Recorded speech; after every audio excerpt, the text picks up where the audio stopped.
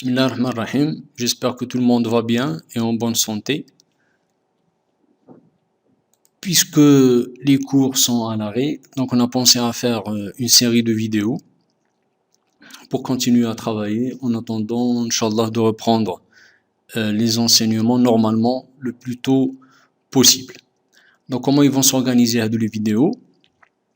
On va faire des parties à le cours et après des exercices اللي عندهم تاع la série TD اللي عندهم علاقة بهذيك la partie تاع le cours. Donc je vous conseille de suivre l'ordre des vidéos comme il est dans la liste.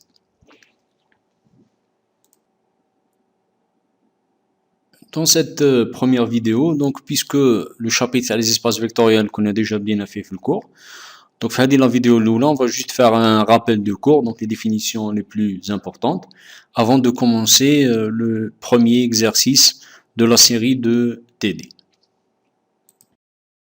Alors, première chose, c'est quoi un espace ou un K-espace vectoriel? Donc, ما هو المقصود بفضاء شعاعي. Alors, on va commencer par prendre K, un corps. Alors, le corps هذا احنا en général soit نديوه R ou C. Donc, مجموعة الأعداد الحقيقية أو مجموعة الأعداد المركبة. Et on prend E, un ensemble. Donc, E مجموعة, pas nécessairement les nombres. D'accord? Donc E, mais je suis obligé que nous, les éléments des nombres. Donc ça peut être n'importe quoi. Alors, E, on le munit d'une loi de composition interne qu'on va noter plus. Alors, même chose, le plus, c'est pas le plus, c'est les nombres. C'est juste une notation. C'est عملية في E, وهذيك العملية تكون عملية داخلية. Ça veut dire quoi, عملية داخلية ou une loi de composition interne? Ça veut dire que quand je prends deux éléments في E, donc une des زوج عناصر من E, le résultat de l'opération X plus Y يبقى في E. Donc le résultat reste dans E. C'est pour ça que c'est une loi de composition interne. Alors maintenant, nous avons une deuxième opération qui est notée fois ou le point. Et l'opération c'est une loi de composition externe. Donc ça veut dire quoi, une loi de composition externe? Donc c'est pas le contraire de interne, donc ça n'a rien à voir. Une loi de composition externe, maintenant quand je prends un élément de K, donc un nombre, parce que K soit R, c'est soit R ou C, donc quand je prends un nombre fois K et un vecteur ou un élément de E, l'opération bin l'adad lambda ou l'élément V de E, il y a un élément de E. Donc je répète, une loi de composition externe, qui dit un nombre في le K ou un élément في le E, ou dès l'opération بيناتهم, tu retrouves un élément dans E. Alors, E هذا المجموعة E, on dit que c'est un K espace vectoriel seulement si les conditions suivantes sont vérifiées. Donc إذا تحققت الشروط التالية نقولوا بلي E هو فضاء شعاعي. Alors, donc la première condition, il faut que E, avec l'opération ou la loi de composition interne plus, soit un groupe abélien. Donc ça, c'est la première condition. La deuxième condition, خاصني كي ندي زوج أعداد في الكا وزوج تاع العناصر من E, خاصني يتحققوا لي هادو لي كات بروبريتي. دونك هادو الخواص الأربعة خاصهم يتحققوا. دونك الأولى خاصني كي ندير العدد لوندا زائد العدد U فوا l'anصر V1, donc V1 l'anصر تاع E, تعطيني lambda fois V1 plus mu fois V1. Alors bien sûr, le fois هذا c'est pas le fois تاع les nombres, donc c'est juste la loi de composition externe. Deuxième chose, كي ندير lambda fois V1 plus V2, donc خاصها تكون توزيعية, donc خاصها تعطيني lambda V1 plus lambda V2. Troisième chose, qui dit lambda fois U fois V1, ça s'atteint lambda fois U fois V1. Donc là, il faut faire attention. La première opération, c'est la vraie multiplication parce que là, il y a deux nombres, lambda ou le mu. La deuxième opération, c'est pas comme la première. Donc, là, donc c'est la multiplication qu'on connaît. Mais là, on fois عنصر من E. Donc ça, c'est la loi de composition externe. Donc ça n'a rien à voir. Troisième chose, كي نضرب العدد واحد fois le vecteur V1, je vais retrouver le V1 تاعي. D'accord? Alors, il y a les 4 conditions, plus E, un groupe E plus un groupe abélien. Donc, on dit que E est un K espace vectoriel. E fada شوعي. العناصر تاع E يسميهم أشعة. Donc, les éléments de E sont appelés des vecteurs. Et les éléments de K, الأعداد اللي قلنا, donc soit les réels, soit les complexes, ça dépend comment on les prend. يسميهم les scalaires. Donc les éléments de E qui comptent E un K espace vectoriel, les éléments de E sont appelés des vecteurs. Les éléments de K sont appelés des scalaires.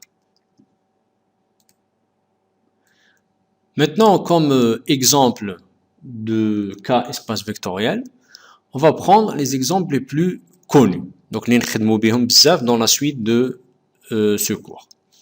Donc, par exemple, on peut commencer par l'exemple le plus connu, donc le plus utilisé, Rn, avec n supérieur ou égal à 1. Donc, à Rn, on peut montrer que c'est un R espace vectoriel. Donc, si on prend n égale à 1, on tombe sur R, donc مجموعة الأعداد الحقيقية. Si on prend n égale à 2, on tombe sur R2, donc c'est le plan, ou le المستوي. Si on prend n égale à 3, donc c'est R3, l'espace, donc le fada. Donc, حنا هادو ملي نخدمو بهم بزاف, soit R2 اللي هو المستوي, ولا R3 اللي هو الفضاء. Alors, كاين تاني comme autre exemple, on peut prendre l'ensemble des polynômes de Kx. Donc, Kx, c'est soit Cx, soit Rx. Donc, on peut dire que Rx est un R espace vectoriel et que Cx est un C espace vectoriel. Troisième exemple, on peut prendre l'ensemble des fonctions réelles. Donc, مجموعة الدوال الحقيقية. Donc, qui démarre de R وتروح ل R. Même هو, c'est un R espace vectoriel. Donc, en général, dans la suite de ce cours, ou la même de ce semestre, les trois espaces vectoriels, c'est soit Rn, donc R, R2, R3, soit l'ensemble des polynômes, soit Rx ou la Cx, et l'ensemble des fonctions réelles. Mais ma cacherie de les trois exemples, il y a d'autres, bien sûr, d'autres espaces vectoriels, qui m'a par exemple l'espace des suites. Donc مجموعة المستتاليات العددية حتى هو فضاء شعاعي. Maintenant, on dit E un K espace vectoriel, où F juste une partie de E. Alors, il y a qu'un F حتى هو un K espace vectoriel, puisque راه جزء espace vectoriel كبير عليه, donc يسميوه un sous-espace vectoriel. Alors maintenant, pour montrer que F حتى هو c'est un espace vectoriel, on n'est pas obligé d'utiliser la définition l'oula. Donc, il y a une définition plus simple. Mais باش نستعملها هذه خاصني نكون déjà على بالي بلي E est un K espace vectoriel. Donc, on va supposer que E est un K espace vectoriel, où F une partie de E. Alors, il est les trois conditions. Je peux dire que F est un espace vectoriel. Donc, la première condition, c'est quoi? Donc, il faut que le vecteur nul de E appartienne à F. Deuxième condition, كندي زوج عناصر من F خاص la somme تاعهم تبقى في ال F. Donc, هذه يسميوها la stabilité. Troisième condition, qui dit un nombre, donc les éléments, les nombres de K, on des scalaires. Donc quand je prends un scalaire, n'importe quel scalaire de K, et n'importe quel vecteur de F, qui نضرب lambda fois V, ça يبقى في ال F. Donc je répète, troisième condition, n'importe quel vecteur من F qui نضربه في عدد, ça يبقى في ال F. Donc il est qu'à nous les trois conditions vérifiées, je peux dire que F est un sous-espace vectoriel. Donc il est important de remarquer que le vecteur nul, même s'il est noté 0, c'est pas le nombre 0. Donc le vecteur nul de E, c'est quoi? هو l'élément neutre تاع la loi de composition interne plus تاع E. Donc ça veut dire quoi le vecteur nul? Donc le vecteur qui dit n'importe quel vecteur de E, par exemple si tu mets V plus 0 est égal à V. Donc هذا le 0, le vecteur nul, c'est l'élément neutre de l'opération plus تاع E. Comme exemple d'un sous-espace vectoriel, on peut prendre, puisque on a dit que Kx, l'espace des polynômes est un K espace vectoriel, si je prends Knx, donc Knx c'est quoi? C'est tous les polynômes, le degré inférieur ou égal à n. n c'est un nombre entier, naturel. Donc, علاش Knx est un sous-espace vectoriel? Parce qu'il satisfait les trois conditions.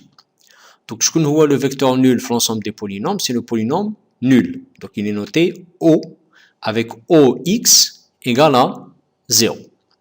Donc, le degré, je le chapitre des polynômes, le degré le polynôme nul est égal à moins l'infini. Donc, il est inférieur ou égal à n, donc il appartient à Knx. Donc, ça, c'est la première condition. Deuxième condition, si je prends deux vecteurs l'ensemble, la somme تبقى l'ensemble.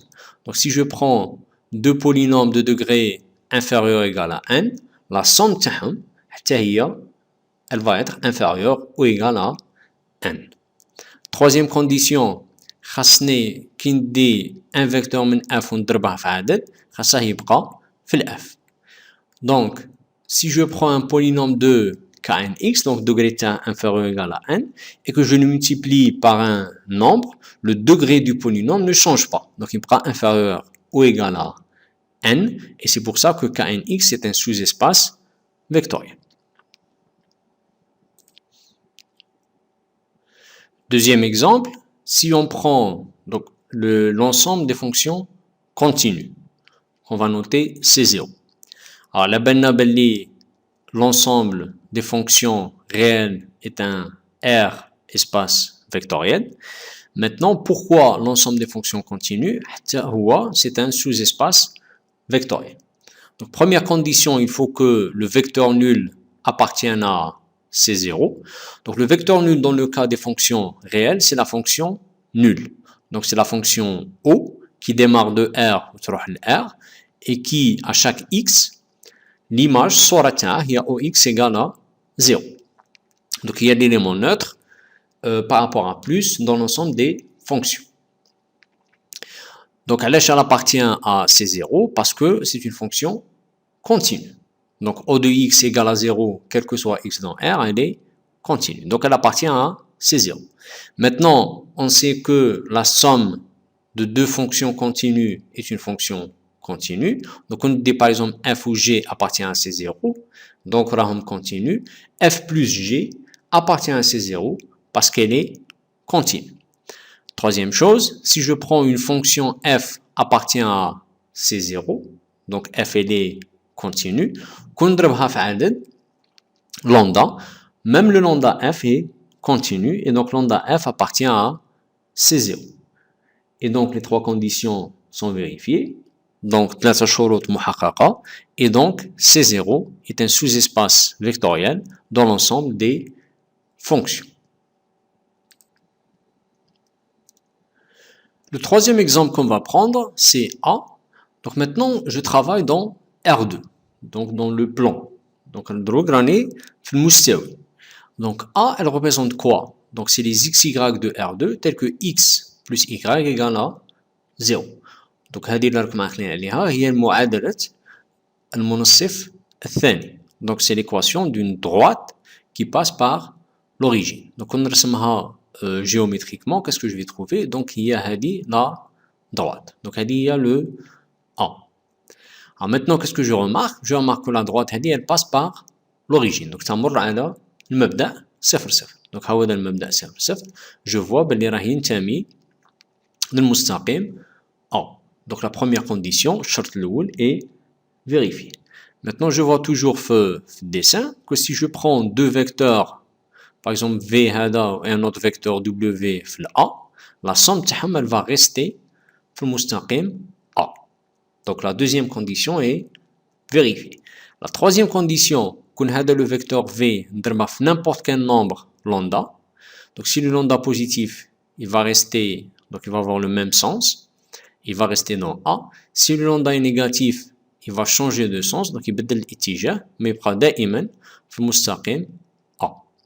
Donc les trois conditions sont vérifiées, et donc je peux dire que A est un sous-espace vectoriel du plan R2. Alors bien sûr, on peut remarquer que n'importe quelle droite qui passe par l'origine, donc أي مستقيم يمر على المبدأ يحقق ثلاثة شروط وحتى هو فضاء شعاعي. Donc n'importe quelle droite qui passe par l'origine est un sous-espace vectoriel du plan.